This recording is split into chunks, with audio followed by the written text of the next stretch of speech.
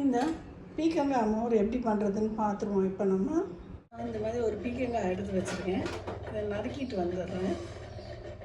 இப்போ நறுக்கி எடுத்துகிட்டு வந்துட்டோம். இப்போ மிக்சியில் போட்டு ஒரு சுற்றிக்கிடலாம்.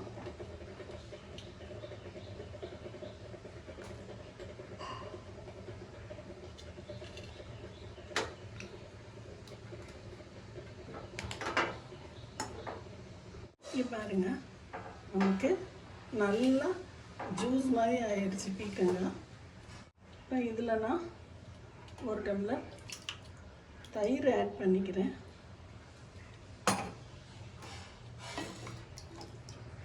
கொஞ்சோண்டு உப்பு போட்டுக்கிறோம்.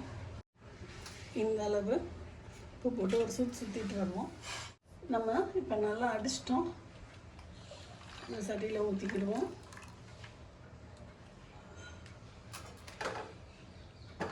இதுக்கு நான் 2 டம்ளர் தண்ணி எடுத்து வச்சுருக்கேன். 1 டம்ளர் தயிருக்கு இந்த 1 டம்ளரை ஊற்றி மிக்சியில் சுற்றி வந்துக்கிறோம். ஊற்றிடுவோம். இன்னொரு டம்ளர் மோர் நம்ம ஊற்றியாச்சு. பீக்கங்காய் மோர் ரெடி.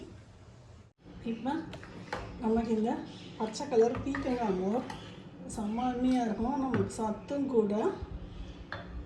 நீங்கள் காயும் சாப்பிட்ட மாதிரி ஆச்சு, பீக்கங்காயும். இந்த பீக்கங்காய் மோர் வந்து செம்ம எண்ணெயாக இருக்கும். ட்ரை பண்ணி பார்த்துட்டு சொல்லுங்கள். இந்த பங்குனி வெயிலுக்கு சூப்பராக இருக்கும்.